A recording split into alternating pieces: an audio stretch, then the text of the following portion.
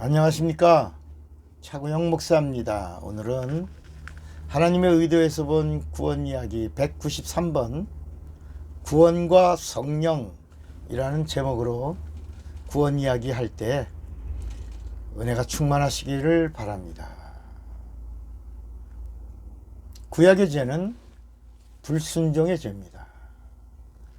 구약의 죄와 신약의 죄가 다릅니다. 구약의 죄는 불순종이고 신약의 죄는 뭐예요? 불신앙입니다. 예수의 피는 구약의 죄를 진멸하셨습니다. 이 사실을 인정하고 예수를 믿으면 구원과 영생을 얻습니다. 그러나 믿지 않으면 심판을 받습니다. 그러니까 불신자가 누구냐? 예수 믿지 않는 자들이죠. 예수 안 믿는 자들이 누구냐? 벌써 살아서 심판을 받은 자들입니다. 제 말이 아니고 요한복음 3장 18절에 저를 믿는 자는 심판을 받지 아니하는 것이요 믿지 아니하는 자는 하나님의 독생자의 이름을 믿지 아니하므로 벌써 심판을 받은 것이니라 그랬습니다. 자, 이렇게 이미 심판을 받은 자라도 전도자의 말을 듣고 증인들의 증거를 받고 그리고 회개하고 예수를 믿으면 누구나 구원을 받을 수 있고 또 침례를 받으면 거듭날 수 있고 또 하나님의 자녀도 될 수 있습니다. 그러나 이것은 다 육체가 있을 동안 뿐입니다. 육체가 떠나기 전이 인간에게는 기회입니다. 구약의 죄는 예수 그리스도의 죽음과 부활로 완전히 진멸하셨습니다. 불순종의 죄를 완전히 진멸했습니다. 예수의 피로 마귀를 심판하셨고 그리스도의 피로 인간을 구원하셨습니다. 잘 보세요. 예수의 피는 하나님의 피예요. 예수의 피로 하나님의 피로 마귀를 심판하시고 그리스도의 피는 구세주의 피입니다. 그리스도의 피로는 인간을 구원하셨습니다. 그러니까 예수의 피는 부활이 있는 하나님의 피고 그리스도의 피는 속죄 제물이신 어린 양의 피입니다. 같은 피인데도 이렇게 어떤 각도에서 보느냐에 따라서 다르다는 겁니다. 이제 이 땅에 죄가 있다 없다? 없습니다. 인간은 이제 죄에서 뭐가 됐다? 회복되었다. 이제 혼이 살았고 타락한 영이 회복됐어요. 이걸 구원이라. 모든 저주에서도 자유를 얻게 됐습니다. 그러나 참 자유는 이 땅에 오신 하나님을 예수와 그리스도로 바로 믿어야 누릴 수 있습니다. 성령은 바로 알고 바로 믿고 바로 고백하는 자에게 내주하셔서 보증해 주시는 진리의 영이 되십니다. 예수 그리스도께서 죽으시고 부활하심으로 모든 것을 다 끝내셨습니다. 다 이루었다. 이제 불못에 떨어질 자는 아무도 없다. 다 이루었다. 이제는 죄 때문에 망할 자가 아무도 없다. 다 이루었다. 이제는 죄 때문에 병 걸릴 자가 없다. 아무도 없다. 다 이루었다. 예수 그리스도께서 참 자유를 주셨기 때문에 인간은 예수 믿고 진리 안에서 자유를 누릴 수 있게 해주셨습니다. 다 이루었기 때문입니다. 그러나 신약의 죄는 무슨 죄라고요? 죄가 다 끝났다고 그랬는데 다 끝났어. 죄가 없어요. 그런데 신약의 죄가 있다는 거예요. 그게 뭐예요? 불신앙의 죄입니다. 신약의 죄는 이렇게 구약의 모든 저주와 죄와 사망과 율법과 모든 형벌과 모든 판단과 모든 헤아림 이런 것들을 다 끝을 내셨어요. 누가? 예수의 피가. 그런데 이것을 믿지 않는 죄입니다. 불신앙의 죄. 하나님의 말씀에 불순종하면 하나님의 자존심을 건드리는 자가 됩니다. 그러니까 예수를 안 믿는 것은 예수가 하나님의 자존심의 최고입니다. 하나님의 자존심의 최고인 예수를 안 믿으면 하나님의 자존심을 다시 건드리는 거야. 다시. 예수가 누구라고요? 하나님의 자존심입니다. 죄를 심판하신 자존심이고 마귀를 진멸하신 자존심이고 하나님이 육신을 입으신 자존심이고 심판과 형벌과 불못의 저주를 끝장내신 자존심입니다. 그리고 병을 고친 치료의 자존심이십니다.